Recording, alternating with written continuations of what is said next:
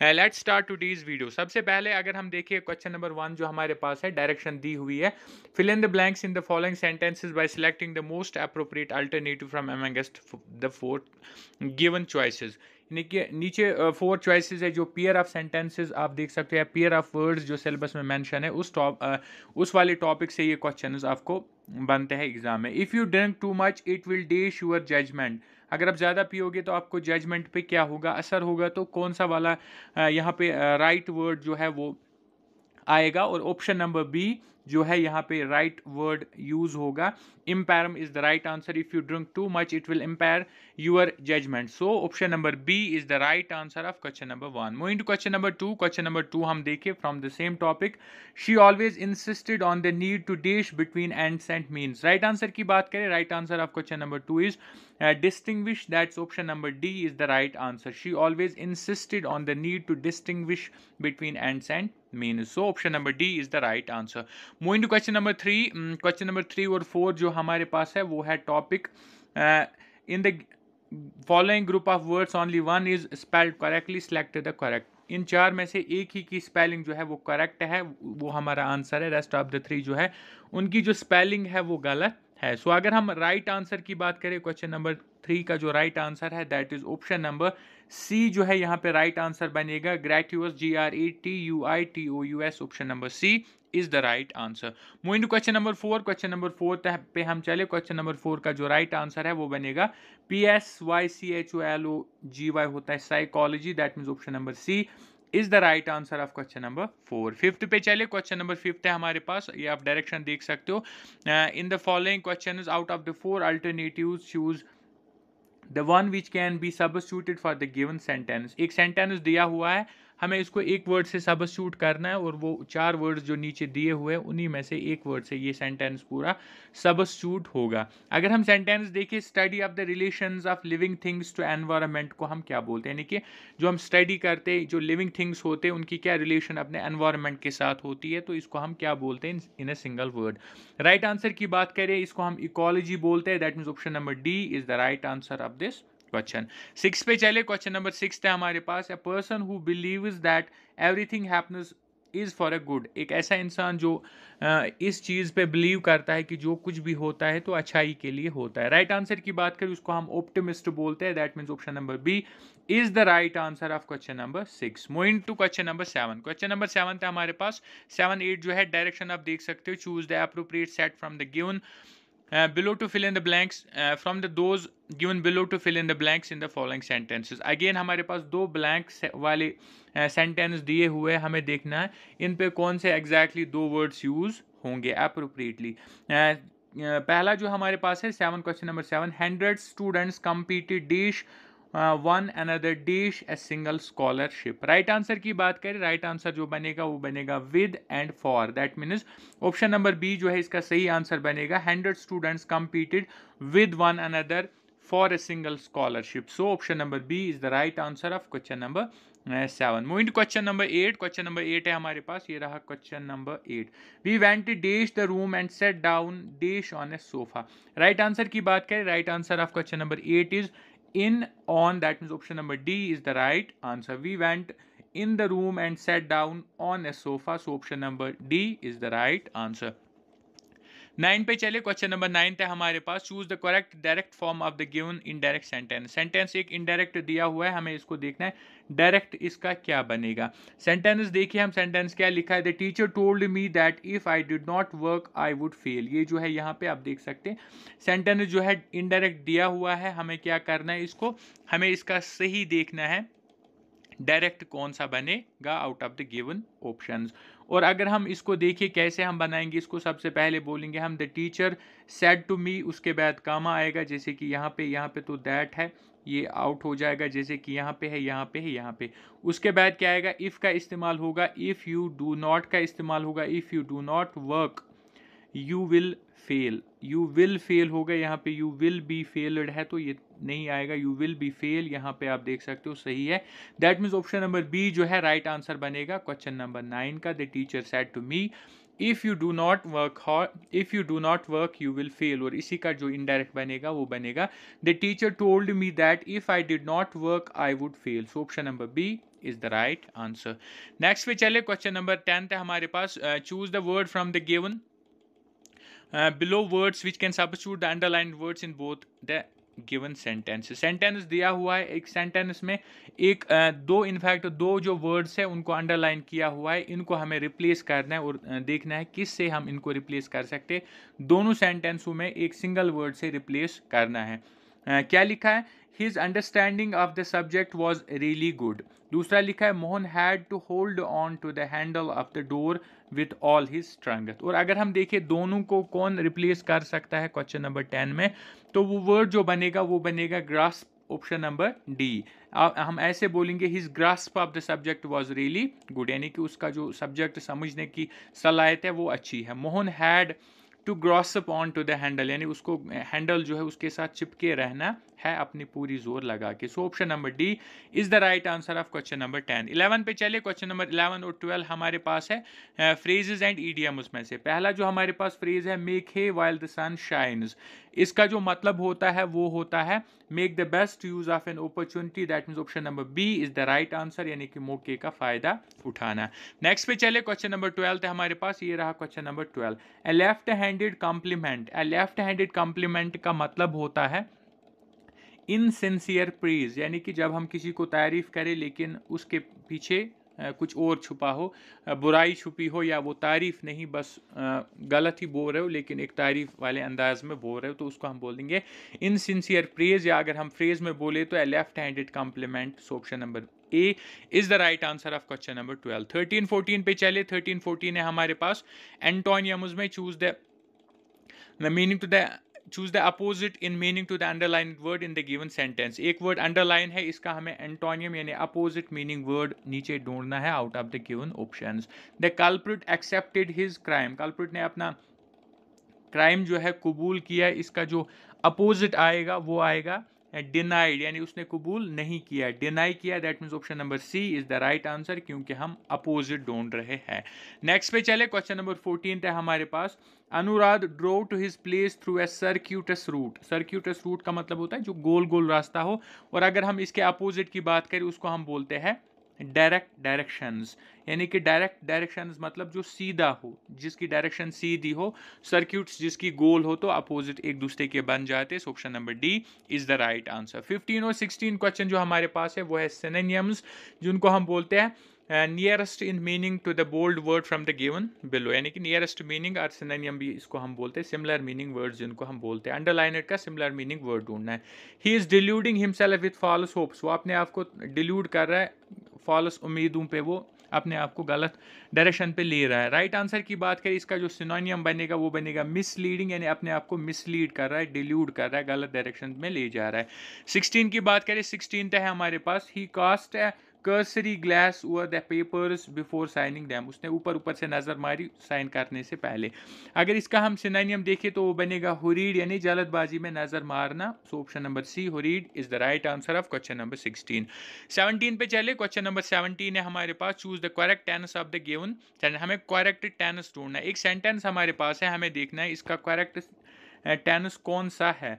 Our beloved India had become independent in 1947, इसका हमें tense ढूंढना है क्वेश्चन नंबर 17 में। और कैसे ढूंढेंगे, यहाँ पे आप देख सकते हो हैड लिखा है, हैड क्या होता है, पास्ट होता है, हैड जो हम पास्ट में इस्तेमाल करते हैं, और इन 1947 की बात हो रही है तो सीधे सीधे पास्ट की बात हो रही है। इस सेंटेंस का जो टेंस है वो है पास्ट परफेक्ट। पास्ट परफेक्ट कैसे है, बिलाउड लिखा है, 1947 लिखा है, पास्ट है, और पास्ट तो यहाँ से पता चल जाता है, लेकिन हैड का मतलब होता है पास्ट परफेक्ट।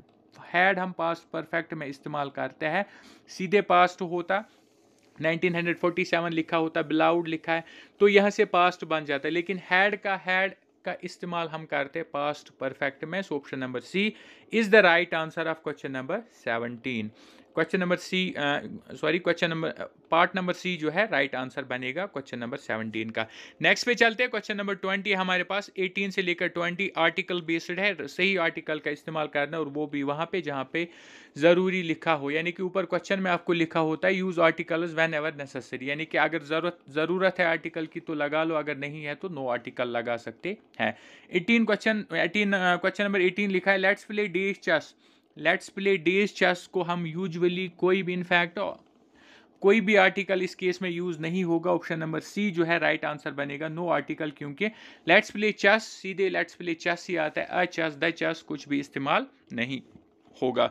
19 पे चले, क्वेश्चन नंबर 19 था हमारे पास, he looks as stupid as dash owl, वो आउल जितना स्टूपिड दिखता है। आउल जो है वॉवल इसका साउंड आता है, दैट मीन्स इससे पहले जो हम यूज करेंगे एन का इस्तेमाल होगा, तो राइट आंसर जो बनेगा वो बनेगा option number B an, he looks as stupid as an owl. So option number B is the right answer. 20 पे चले, क्वेश्चन नंबर 20 है हमारे पास, the sun shine is brightly, sun जो है चमक रहा है। सन के साथ हम हमेशा द का इस्तेमाल करेंगे क्योंकि एक खास चीज है, पर्टिकुलर चीज है, और इसके साथ हम हमेशा द का इस्तेमाल करते हैं, the sun shine is brightly. So option number A is the right answer. 21 और 22 क्वेश्चन जो हमारे पास है वो है क्लास में से, हमें क्लास देखना है, अंडरलाइन सेंटेंस जो है ये कौन सा क्लास है। The book which you are referring to is in the book shelf, which you are referring to जो अंडरलाइनेड क्लास है ये कौन सा क्लास है। राइट आंसर की बात करें ये एडजेक्टिव क्लास है, यहाँ पे ऑप्शन नंबर बी जो है इसका राइट आंसर बनेगा। 22 पे चले, क्वेश्चन नंबर 22 है हमारे पास, I have just come back from London where John lives, where John lives जो है ये कौन सा क्लास है ये हमें देखना है। और अगर हम इसके क्लास की बात करें, ये नॉन डिफाइनिंग रिलेटिव क्लास इसको हम बोलते हैं, that means option number C is the right answer of this question. इसको हम बोलते हैं non defining relative class. Option number C is the right answer. Class पता नहीं है आपको क्या है, ऑलराउंड टीचिंग पे इस पे पूरा एक वीडियो पड़ा हुआ है, आप उसको जाके इस टॉपिक को पूरा पढ़ सकते हो, डिटेल में पढ़ सकते हो, सारे कन्फ्यूजन आपके दूर हो जाएंगे वो वीडियो देख के। क्योंकि यहाँ पे हम मॉक टेस्ट कर रहे हैं और एग्जाम काफ़ी ज़्यादा नज़दीक है, तो सिर्फ हम MCQs और आंसर्स पे चल रहे हैं, जहाँ पे थोड़ी सी एक्सप्लेनेशन की ज़रूरत है वहाँ पे उतनी एक्सप्लेनेशन देते हैं। Fill in the blanks with suitable preposition. Next जो हमारे पास 3 क्वेश्चन है वो प्रीपोजिशन में से है, प्रीपोजिशन का इस्तेमाल करना है। The 4 brothers are always quarrelling dash themselves, 4 भाई जो है हमेशा आपस में लड़ते हैं, तो राइट आंसर जो बनेगा इसका बनेगा among themselves, क्योंकि जब 2 से ज़्यादा होता है तब हम among का इस्तेमाल करते हैं, और जब 2 के बीच में होता है तब हम between का इस्तेमाल करते हैं। सो यहाँ पे जो राइट आंसर बनेगा वो बनेगा ऑप्शन नंबर बी among।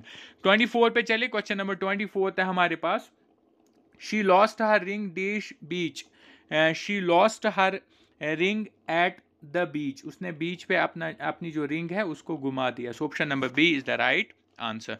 25 पे चले, और लास्ट क्वेश्चन जो इंग्लिश सेक्शन का है, we have lots of things in common dash music, music के साथ साथ और भी काफ़ी चीज़ें हमारी जो है कॉमन है, एक दूसरे के साथ मिलती है। राइट आंसर की बात करें, besides will be the right answer, that's option number D, we have lot of common things, we have lot of things in common besides music, so option number D is the right answer of this question। और ये था question number 25, और यहाँ पे हमारे half mock test का half खत्म होता है, यानी इंग्लिश सेगमेंट जो है यहाँ पे खत्म होता है, और यहाँ से जीके सेगमेंट शुरू होता है, जो हम 50% मॉक टेस्ट डिस्कस कर रहे हैं इस वीडियो में, और 50% जो है जीके आप जेके और numerical and reasoning ability and computer जो सेक्शन है 50% वो वेटेज कैरी करते हैं, उनको हम नेक्स्ट पार्ट में मॉक टेस्ट के दूसरे पार्ट में डिस्कस करेंगे, ताकि वीडियो भी ज़्यादा लंबा ना हो, जैसा कि आपने पिछले वाले मॉक टेस्ट पे बोला था।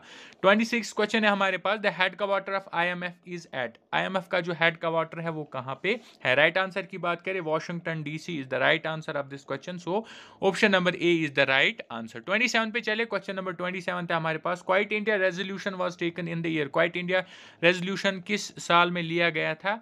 राइट आंसर की बात करें 1942 इज द राइट आंसर, जिसको हम क्वाइट इंडिया मूवमेंट भी बोलते हैं, 1942 में शुरू हुआ था।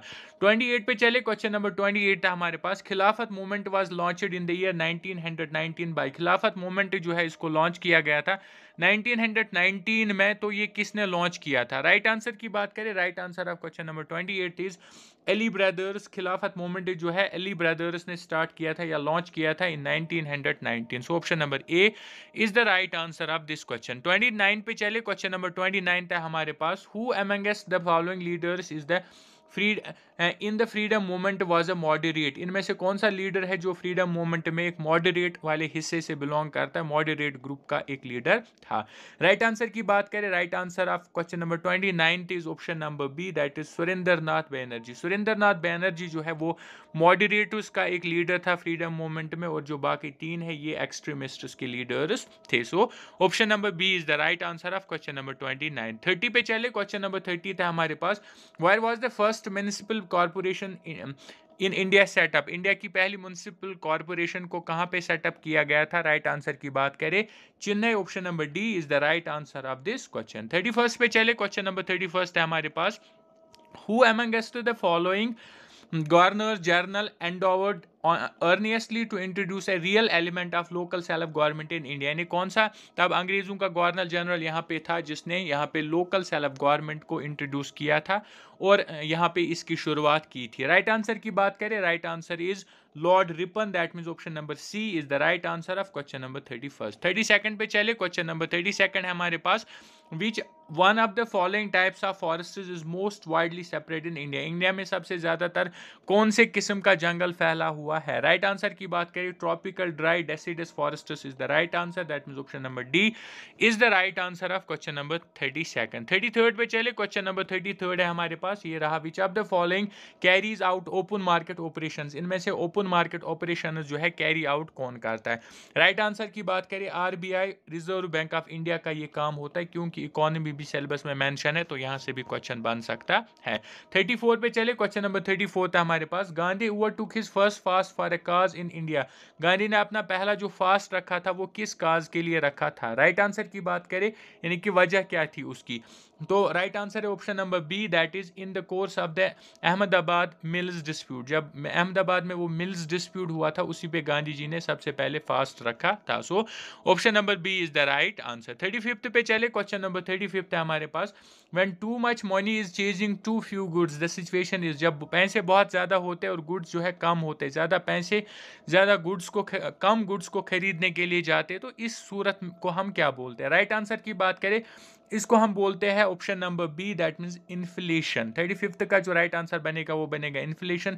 इन्फ्लेशन का मकसद ही होता है प्राइस राइज, यानी कि जब प्राइस बढ़ता है और बहुत सारे पैसों में कम चीजें मिलते हैं, उसी को हम बोलते हैं too much money is chasing too few goods, इसको हम इन्फ्लेशन सिचुएशन बोलते हैं। So option number B is the right answer. 36 पे चले, क्वेश्चन नंबर 36 था हमारे पास। Liquidity trap is a situation in which, liquidity trap एक ऐसी सिचुएशन है जिसमें क्या होता है, इसमें क्या होता है जो रेट ऑफ इंटरेस्ट है वो लो हो जाती है, इतनी लो हो जाती है कि कोई भी नहीं चाहता है लोन को होल्ड करना, कोई भी नहीं चाहता है और एसेट बियर नहीं करना चाहते लोग, और पीपल क्या चाहते हैं वो सिर्फ अपने पास कैश रखना चाहते हैं। That means option number C जो है यहाँ पे राइट आंसर बनेगा।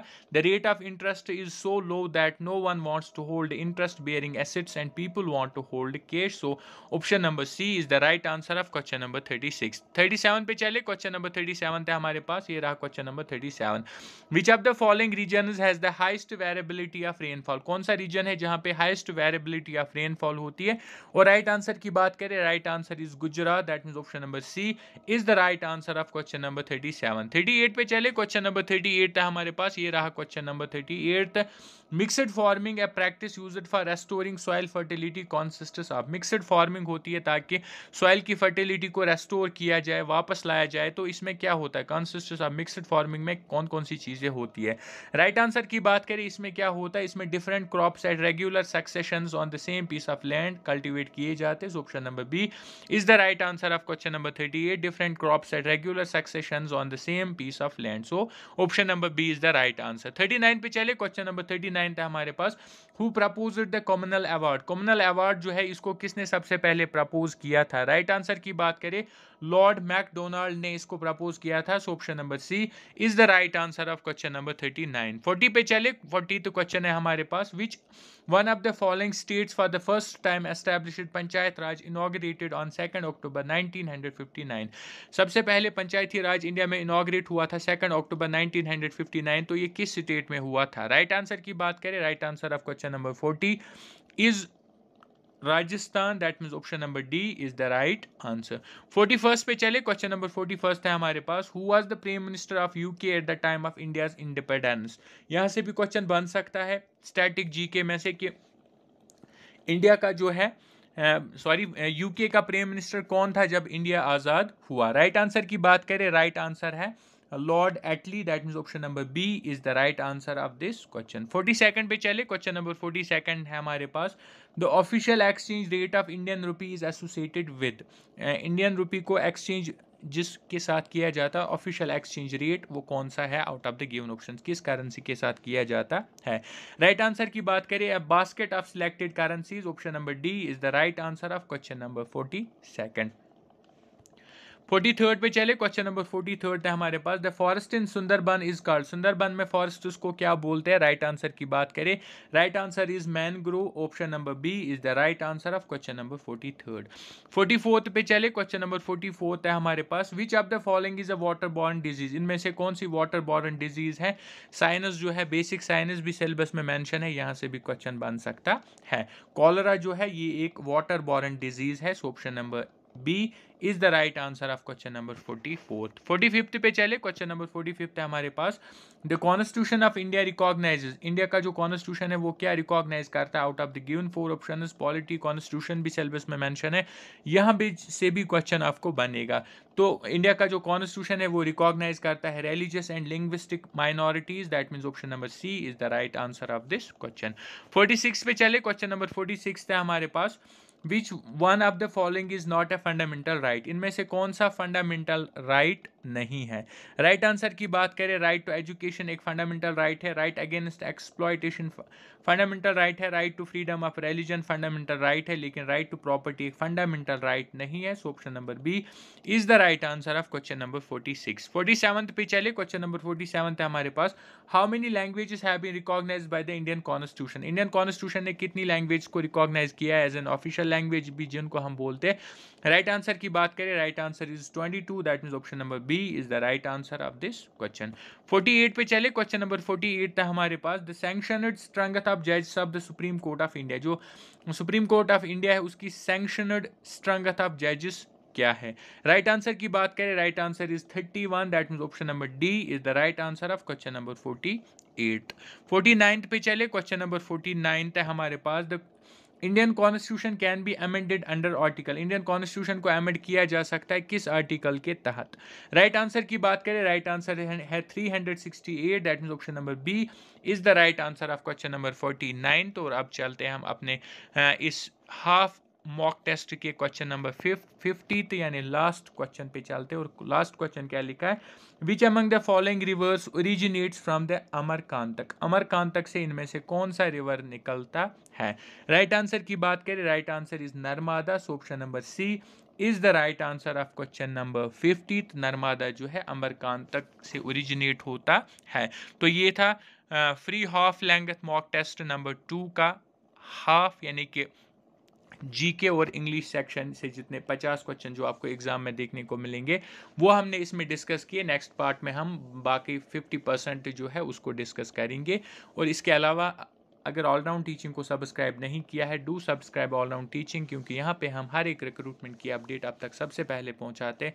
और उसके अलावा हर एक कॉम्पिटिटिव एग्जाम की तैयारी भी कराते हैं। Mock test number 1 full length है, फ्री आपके लिए अवेलेबल है, और अच्छे स्टैंडर्ड का भी है, अवेलेबल है ऑलराउंड टीचिंग पे। उसके अलावा हर एक सिलेबस के सेक्शन पे हमने 5 पार्ट्स MCQ सीरीज़ के चलाए, जिसमें हमने हर एक टॉपिक पे बहुत सारे MCQs को डिस्कस किया, जिसमें आपके डाउट्स भी क्लियर हुए, टॉपिक के रिलेटेड जो भी कोई कन्फ्यूजन था वो भी दूर हुआ, और इम्पॉर्टेंट MCQs को कवर किया, जिनमें से आपको most of the question exam में एज इट इज़ देखने को मिलेंगे। सो अगर उनमें से कोई भी मिस किया है, आप जाके उनको भी चेकआउट कीजिए, और उसके अलावा ऑलराउंड टीचिंग को सब्सक्राइब भी कीजिए, लाइक भी कीजिए और शेयर भी कीजिए। So this was all, thank you.